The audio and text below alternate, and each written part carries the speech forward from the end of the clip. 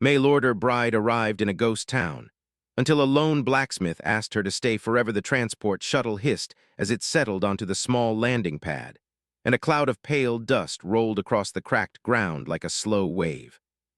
The station at New Hope Crossing was smaller than Eliza Hartwell expected. It looked like something built quickly and then forgotten, one metal roof, two faded signs, and a bench with peeling paint. A thin wind moved through the empty place, carrying the dry smell of sand and old metal. Eliza stood at the edge of the ramp for a moment, holding her suitcase with both hands. She had traveled far for this. Not just across distance, but across a whole life she had decided to leave behind. Earth had been too crowded, too loud, and too full of people who moved past her as if she was not there.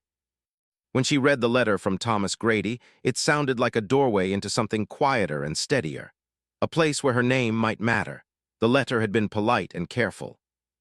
It spoke about a home on the frontier, about honest work, about building a future with someone who was ready to start over. Thomas had described wide skies, clean air, and a town where people still greeted each other.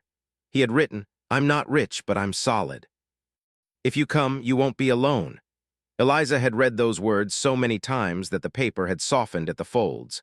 Now she stepped down onto the dusty ground, her boots making a faint crunch. She looked around for someone waiting, maybe a man leaning on the railing, maybe a wagon, maybe even a simple wave. But there was nothing. No voices, no footsteps, no movement besides wind and dust. The shuttle's pilot didn't even leave the cockpit. A calm voice came through a speaker near the ramp. "This is your stop. Supply runs are limited. Next shuttle back comes in 2 weeks." Eliza's stomach tightened. 2 weeks. She forced herself to stay steady. "Thank you," she said, though no one answered. The ramp lifted. The engines hummed.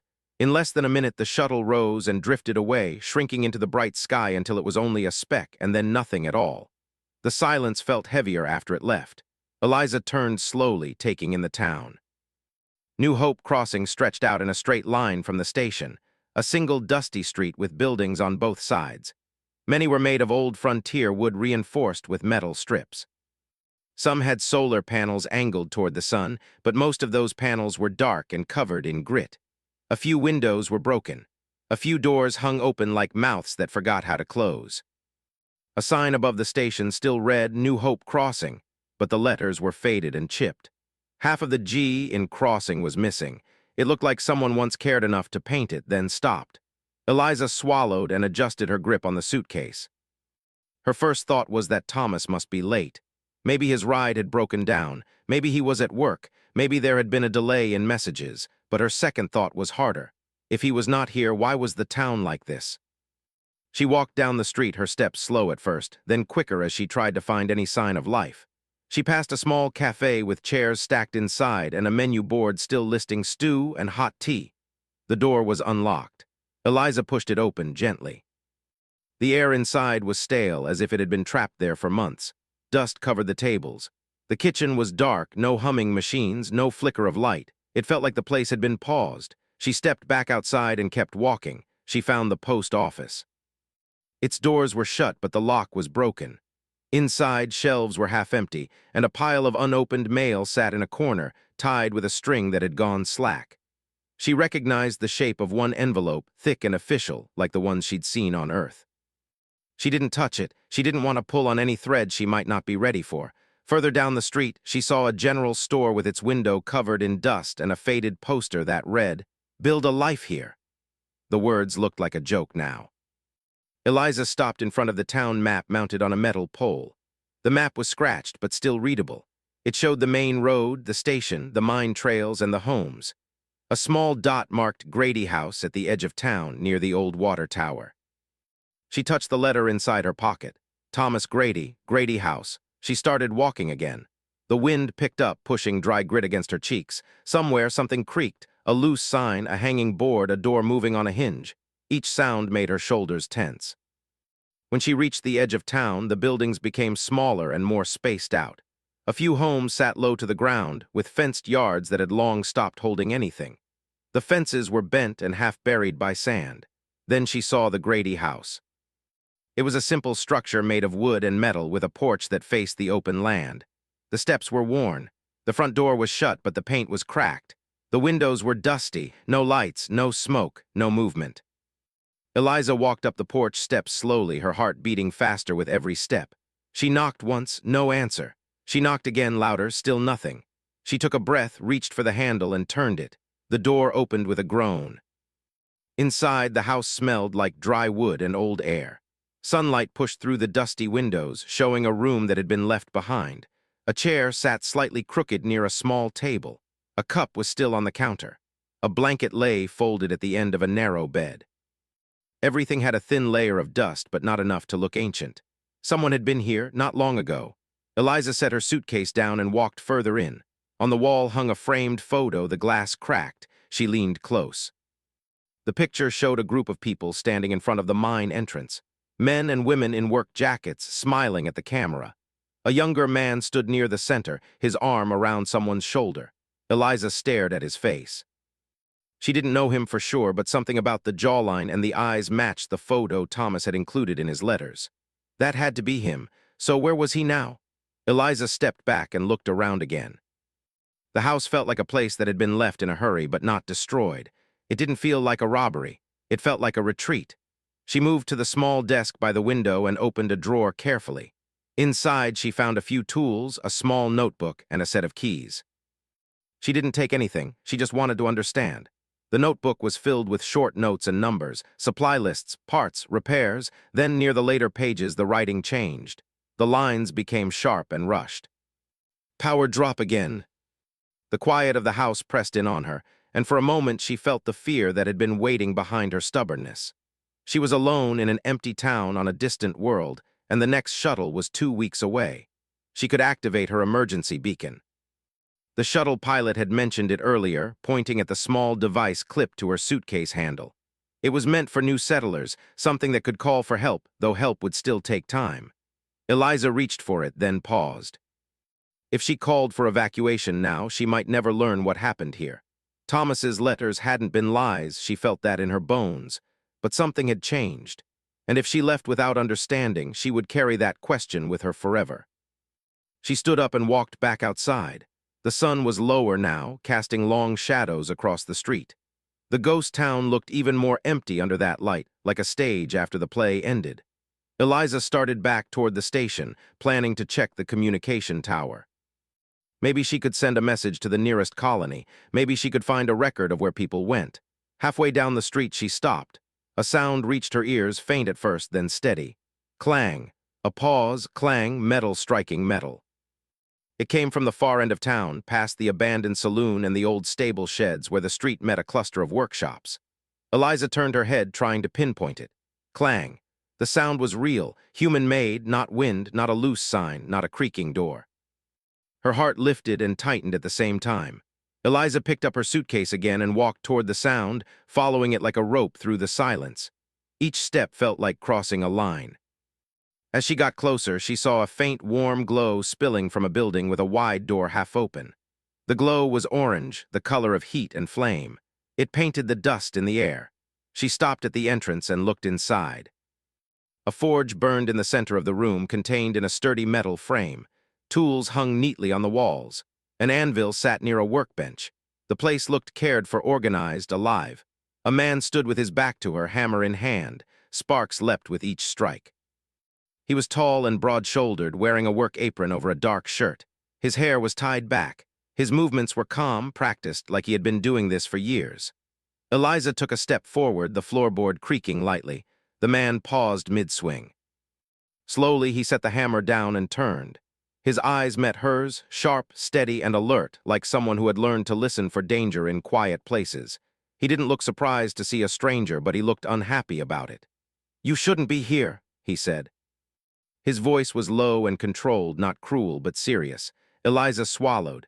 I'm Eliza Hartwell. I arrived today. I'm supposed to meet Thomas Grady." For the first time, something changed in the man's expression. It wasn't shock. It was a shadow of recognition mixed with regret. He took a slow breath and wiped his hands on the apron. "That name," he said. "The man you're looking for, he isn't here." Eliza's grip tightened on her suitcase handle. "Where did he go?" The man looked past her toward the street, as if checking the empty town even though he could already hear it was still empty. "He left," he said, "months ago." Eliza felt the words land like cold stones. She forced herself to stand straight. Why? What happened to this place? The man's eyes held hers again. In that moment, Eliza saw something behind his calm, weariness, loneliness, and a warning that was not just for her, but for anyone who stepped into New Hope Crossing without knowing its story. "My name is Rowan Cade," he said. "I'm the blacksmith." Eliza waited, barely breathing. Rowan's gaze flicked to the hills beyond town, where the land rose in broken ridges and the old mine trails disappeared into stone. "This town went quiet for a reason," he said. "And whatever you think you came for, it is what's here now." The forge crackled softly, steady and warm, the only comfort in the fading light. Eliza stood at the doorway with dust on her boots and a letter in her pocket that suddenly felt like it belonged to someone else. Still, she didn't turn away. Not yet. The forge burned low as the evening wind moved through the broken streets of New Hope Crossing. Sparks rose and disappeared into the dark ceiling of Rowan Cade's workshop. Eliza stood near the doorway, unsure whether to step inside fully or stay close to the open air. Rowan studied her for a long moment. His face showed no anger, but there was caution in his eyes. "You should not have come alone," he said quietly. "I didn't know," Eliza replied. Her voice was steady, though her hands were still tight around the handle of her suitcase. "His letters never said anything about this." Rowan nodded once. "They wouldn't." He walked back to the forge and adjusted the heat controls. The glow dimmed slightly. The workshop became softer in color, more shadow than fire. Eliza stepped inside. The place was not like the rest of town. The tools were clean. The metal shelves were organized. Small powered lamps hung from beams, giving steady light. On one wall, she noticed something different, not just simple farm tools or horseshoes, but advanced mechanical parts. Smooth silver plates, coiled wiring, alloy rods that looked far too refined for a forgotten frontier town. "You're not just making farming tools," she said carefully. Rowan glanced at her. "No." He lifted a half-finished piece from the workbench. It looked like a circular frame with glowing lines etched inside it. "What is that?" she asked. "Something I've been working on for months," he answered. "Something this town should never have needed." Eliza set her suitcase down at last. "Tell me what happened." For a while, Rowan said nothing. The only sound was the soft hum of the forge and wind brushing the workshop walls. Finally, he spoke. "This town was built on mining contracts," he began. "Rare star metal beneath these hills, stronger than steel, light enough for spacecraft engines. Valuable enough to bring families across the stars." Eliza listened closely. "For years, things were good," Rowan continued. "Work was steady, supplies came on time, people built homes, opened shops, children played in the street." She could almost see it in her mind, the cafe alive with voices, the store windows clean, the sign freshly painted. "Then they opened Shaft 9, Rowan said. The name felt heavy in the air. "It was the deepest tunnel," he explained. "They were chasing a rich vein of metal. Instead, they broke through into something else." "What?" Eliza asked softly. Rowan's jaw tightened. "A chamber, not natural, not rock, smooth walls, strange markings, and something in the center." Eliza felt a cold line move down her spine. "Something alive?" "No," Rowan said. "Not alive, but not dead either." He walked toward a table and tapped a small handheld scanner. The device flickered to life, projecting a faint blue image above it. The image showed a round structure buried underground, large and layered with complex shapes. "This is what they found," Rowan said. "An ancient machine, older than any colony here, maybe older than the mining company itself." Eliza stepped closer, staring at the glowing shape. "What does it do?" "That's the problem," Rowan answered. "No one knows fully." He explained that after the chamber was opened, strange things began to happen. At first it was small. Lights flickered in town. Equipment shut down without reason. Communication signals became weak. Then the tremors started. "Small at first," Rowan said. "Like the ground was shifting in its sleep." People began to worry. Some miners refused to go back underground. Others said it was just unstable rock. The company sent remote probes into the chamber. "They didn't last," Rowan said. "Every drone failed within minutes. Power drained, circuits burned out." Eliza wrapped her arms around herself. "So people left?"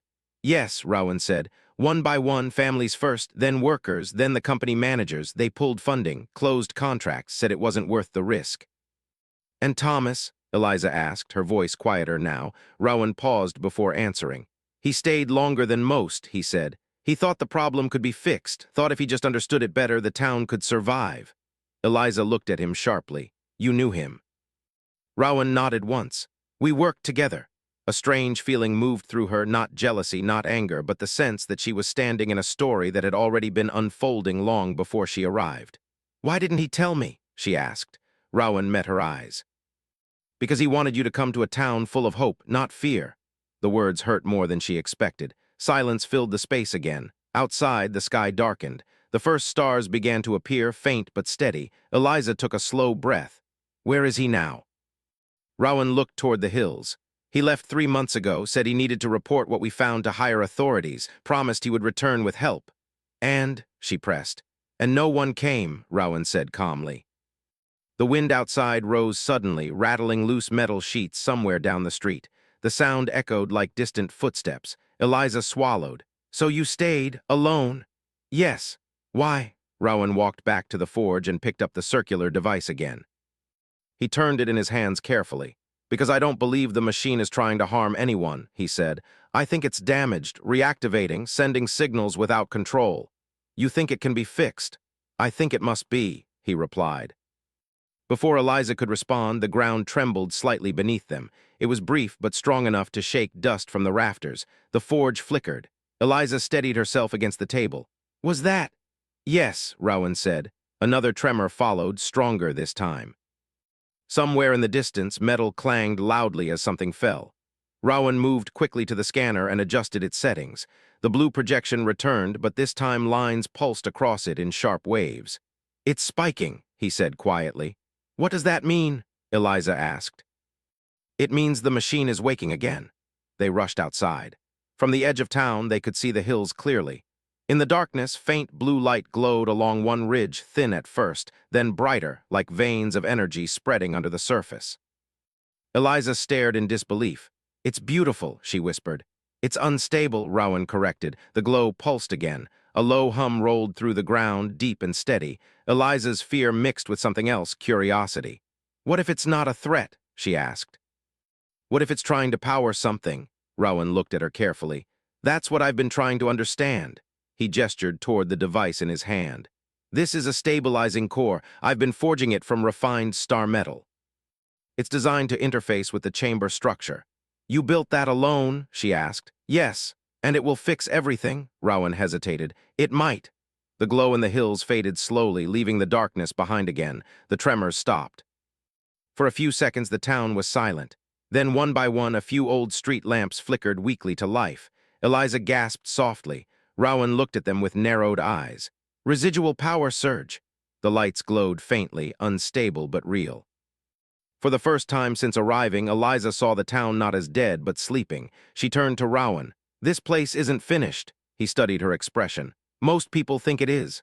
I don't, she said. Rowan seemed surprised by her certainty. You could leave, he reminded her. 2 weeks. Eliza shook her head slowly. I didn't cross 3 star systems to run at the first sign of trouble. A faint smile touched Rowan's face, small but genuine. The wind settled. The stars above shone brighter now. Eliza looked at the workshop, the quiet street, the distant hills. I don't know what Thomas intended, she said, but I'm here now. Rowan's voice softened. You don't owe this town anything. Maybe not, she replied, but maybe it owes someone a chance. He held her gaze for a long moment. In that silent exchange, something shifted, not romance yet, but trust. Far beneath them, deep inside the broken hills, the ancient machine hummed faintly once more. And this time, Eliza felt as if it had noticed her arrival. The morning came slowly over New Hope Crossing. The sky turned from deep blue to soft gold as sunlight spread across the empty streets. Dust moved gently across the ground, but now a few lights remained on from the night before, powered by the strange energy surge that had passed through the town. Eliza stood outside the boarding house, holding a cup of warm tea Rowan had brought earlier. She watched the hills where the blue glow had appeared. In the daylight, they looked normal again, rough stone, dry grass, and old mining paths. It was hard to believe something ancient and powerful was hidden beneath them. Rowan stepped out of his workshop carrying a small metal case. He walked with purpose, his expression focused. You didn't sleep much, Eliza said as he approached. He shook his head slightly. The readings changed after last night. The machine is becoming more active. Is that bad? She asked. It means time is running short, he replied. Eliza followed him back into the workshop. The scanner displayed moving lines and symbols she didn't fully understand. A glowing point pulsed steadily on the map beneath the hills. The energy spikes are growing stronger, Rowan explained. If the system overloads, it could destabilize the ground above. The town might not survive another surge. Eliza set her cup down. Then we need to finish your plan. Rowan looked at her carefully. It's dangerous. I know, she said calmly, but staying here and doing nothing is also dangerous. He hesitated, then nodded slowly. I need to install the stabilizing core directly into the machine's housing, he said. That means going into shaft 9. Eliza remembered the notes in the house, keep away from shaft 9. She felt a chill but forced herself to stay steady. When do we leave? She asked. Rowan raised an eyebrow. You're not coming. She crossed her arms. You said yourself the machine responds differently to living presence. Maybe I can help. It's not safe, he said firmly. Neither is being alone, she replied. He opened his mouth to argue, then stopped. After a moment, he sighed quietly. You're stubborn, he said. Eliza smiled slightly. Only when it matters. By mid-morning, they gathered supplies. Rowan packed tools, energy cells, and the stabilizing core wrapped carefully in cloth. Eliza carried a small light pack with water, medical supplies, and portable scanners. They walked toward the hills together. The path to the mine was narrow and worn from years of use. Rusted rail tracks ran alongside it, disappearing into a wide opening cut into the rock. Old warning signs hung crookedly near the entrance. Eliza paused at the edge. The air felt different here, heavier, cooler, carrying a faint metallic scent. Rowan activated his lamp. Stay close, he said quietly. They stepped inside. The tunnel stretched forward in darkness, walls lined with cables and metal supports. Dust covered everything, but occasional lights flickered weakly, powered by the unstable energy pulses from below. Their footsteps echoed softly. How long has it been empty? Eliza whispered. Months, Rowan answered, but it feels longer. As they moved deeper, the air began to hum faintly. It was not loud, but steady, like a distant engine breathing. Eliza felt the sound in her chest. They passed old equipment left behind, carts tipped over, tools scattered, a helmet resting on the ground as if someone had removed it quickly and never returned. Rowan stopped at a sealed door marked Shaft 9. The lock had been forced open long ago. He took a breath. Beyond this point, stay alert. Eliza nodded. He pushed the door aside. Blue light spilled into the tunnel. The walls beyond were different, smooth and curved, no longer natural rock. Strange patterns glowed faintly along the surface, shifting slowly like living symbols. Eliza stared in awe. This wasn't built by humans. No, Rowan said quietly. They walked forward carefully. The hum grew louder, more rhythmic. The air felt warmer. Finally, the tunnel opened into a vast chamber. Eliza stopped, unable to move for a moment. At the center floated a massive structure made of layered crystal and metal. It glowed with soft blue light, slowly rotating. Energy streams moved through it like rivers of light. It's beautiful, she whispered. Rowan nodded, though his expression remained cautious. And unpredictable. He set the stabilizing core down and began scanning the structure, searching for the damaged interface point. Eliza, stay behind me, he said. She watched as he worked, carefully examining the machine. The energy around it pulsed gently, almost like a heartbeat. Suddenly, a stronger wave of light flashed outward. The ground vibrated beneath their feet. Rowan steadied himself. It's reacting to our presence. Eliza stepped closer despite his warning. She felt drawn toward the glowing structure, not pulled by force, but by curiosity. The machine seemed aware. She could not explain why, but the feeling grew stronger with every step. Rowan located a cracked section in the outer housing. This is it, he said. If I place the stabilizer here, it should regulate the energy flow. He moved forward, tools ready. As he approached, arcs of light jumped across the structure, blocking his path. It's defensive, he muttered. Eliza watched carefully. The energy shifted whenever Rowan got closer, as if pushing him back.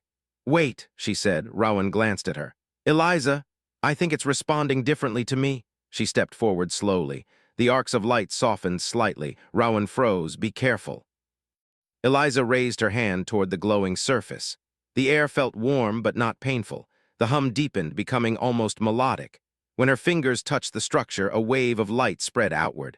Her breath caught. Images filled her mind, not words, but impressions. Vast landscapes, ancient builders shaping the planet, a system designed to balance energy and protect life. Then loneliness, silence, waiting. The machine was not attacking, it was incomplete. Eliza, Rowan's voice sounded distant. She spoke slowly, eyes focused on the glowing crystal. It's damaged and confused. It doesn't know who we are. The light around her shifted, flowing gently instead of violently. Rowan quickly placed the stabilizing core into the cracked housing. It locked into place with a soft click. Energy surged through the chamber. The hum grew louder. "Hold on," Rowan called. Eliza kept her hand against the structure, guiding the flow instinctively. She felt the machine adjusting, balancing, calming. The light grew brighter, then slowly began to soften. The tremors stopped. The hum lowered into a steady rhythm. Rowan checked his scanner. "Stabilization successful." Relief filled his voice. Eliza pulled her hand back slowly. The glow faded to a calm blue. She swayed slightly. Rowan rushed to her side, catching her before she fell. "I'm okay," she said weakly, though her vision blurred. "You did something incredible," he said quietly. They stood together for a moment, watching the ancient machine now resting peacefully. "It wasn't trying to destroy anything," Eliza said softly. "It just needed help," Rowan nodded. "Like this town." They began the journey back toward the surface. The tunnels felt less heavy now, the humming quieter and more stable. As they reached the mine entrance, sunlight greeted them again. Eliza paused, looking back toward the hills. For the first time since arriving, she felt hope stronger than fear. Behind them, deep beneath the ground, the ancient machine continued to glow, no longer unstable, but alive with calm energy. And above, New Hope Crossing waited, ready to breathe again. The journey back from the mine felt quieter than the descent. The air outside carried a fresh calm that had not been there before. Eliza walked beside Rowan along the narrow path toward New Hope Crossing, her steps slower than usual but steady. The hills behind them looked peaceful now, their blue glow faded into a gentle warmth hidden beneath the ground. Rowan glanced at her more than once, making sure she was all right. "You should rest," he said softly. "I will," she replied, though her eyes remained fixed on the town ahead. "But I want to see it first." As they approached, something felt different. The street lamps that had flickered weakly before now shone steadily. Solar panels along rooftops reflected sunlight, newly active. A soft hum of energy moved through the air, quiet but alive. Eliza smiled faintly. "It worked," Rowan nodded. "The machine is stabilizing the planet's core again. Power flows naturally now." They entered the town slowly. The empty buildings no longer felt abandoned in the same way. Light in the windows made the streets seem less lonely. Rowan guided her to his workshop. Inside, he prepared a simple meal while she sat near the forge, watching the steady flames. The warmth felt comforting after the long walk. "You saved this place," Rowan said after a while. Eliza shook her head. "We did." He didn't argue. For the next few days, the town began to change. Old systems restarted automatically as the planetary engine stabilized. Water pumps began working again. Communication signals returned, strong and clear. Rowan repaired equipment while Eliza cleaned and organized buildings that had been silent for months. They worked together without needing many words. A quiet understanding grew between them, trust built through shared effort rather than promises. One morning, Rowan called her outside. A small transport shuttle was landing near the station. Eliza's heart jumped. Already. "The restored signals must have reached nearby colonies," Rowan said. Dust swirled as the shuttle touched down. The door opened and two travelers stepped out, a farmer couple carrying equipment cases. They looked around cautiously at first, then with growing surprise at the powered lights and working systems. "Is this New Hope Crossing?" one of them asked. Rowan nodded. "Yes. We heard the energy grid came back online," the woman said. "We thought it was a mistake." Eliza stepped forward with a warm smile. "It's real." The couple exchanged hopeful glances. They were the first arrivals, but not the last. Within a week, more people came, engineers curious about the restored power source, families searching for new beginnings, traders hoping to reopen routes. Slowly, voices returned to the streets. Doors opened. Laughter replaced silence. Eliza watched it all with a quiet sense of wonder. She had arrived expecting to find a husband and a simple life, but instead she found something larger, a chance to help build something from nothing. One afternoon, while cleaning the old cafe, she found herself laughing as dust covered her clothes. Rowan stood at the doorway watching her, arms crossed. "You look like you belong here," he said. She paused, brushing dust from her hands. "I think I do." He stepped inside, helping her move tables back into place. The sunlight through the windows made the room feel alive again. As days passed, Rowan's forge became the center of activity. People brought broken tools, new designs, and requests for advanced equipment made from star metal. Eliza often assisted, organizing orders and talking with settlers. Their conversations grew easier. They shared stories about their pasts. Rowan spoke about his time as an engineer before choosing a quieter life, and Eliza spoke about Earth, about feeling lost in crowded cities where no one truly saw her. "You're not invisible here," Rowan told her one evening. She smiled softly. "No, I'm not." One night, as the town prepared for its first gathering since returning to life, lanterns were hung across the street. Music played from an old speaker system repaired by one of the new arrivals. Children ran between buildings, laughing loudly. Eliza stood near the station platform, watching everything. The sky above glowed with distant stars. Rowan approached quietly, standing beside her. "You did this," he said. "We all did," she replied gently. He hesitated before speaking again. "You can still leave if you want." Now that the town is alive again, transport schedules will be regular.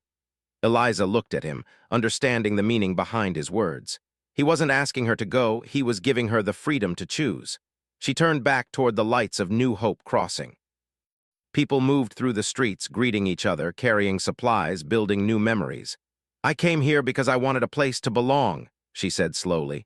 "At first, I thought that place was a person." Rowan listened carefully. "But now," she continued, "I think it's more than that. It's a feeling, a home you help build." He nodded slightly. She looked at him again. "And sometimes it's also a person." Rowan's expression softened. He was a man of few words, but the silence between them felt warm instead of empty. "I asked you to stay before," he said quietly, "but I never explained why." Eliza waited. "I stayed in this town because I believed it deserved another chance," he continued. "But after you arrived, I realized I didn't want to be alone while fighting for it anymore." Her heart lifted gently at his honesty. The music from the gathering grew louder behind them. Someone called Rowan's name, asking for help with a generator. He glanced toward the crowd, then back at her. "So," he said, "what do you choose?" Eliza took a slow breath, feeling the cool night air and the warmth of the town around her. "I choose to stay," she said, not because she had nowhere else to go, but because she wanted to. Rowan smiled, small but genuine. They walked back toward the gathering together. As lantern light reflected in the windows and voices filled the streets, New Hope Crossing no longer felt like a ghost town. It felt like a beginning. High above them, the stars shone quietly. Beneath their feet, the ancient planetary engine hummed softly, balanced, steady, and alive again. And for the first time since arriving, Eliza felt certain that she had found exactly what she had crossed the stars to find. Not just a promise written in a letter, but a future she helped create with her own hands.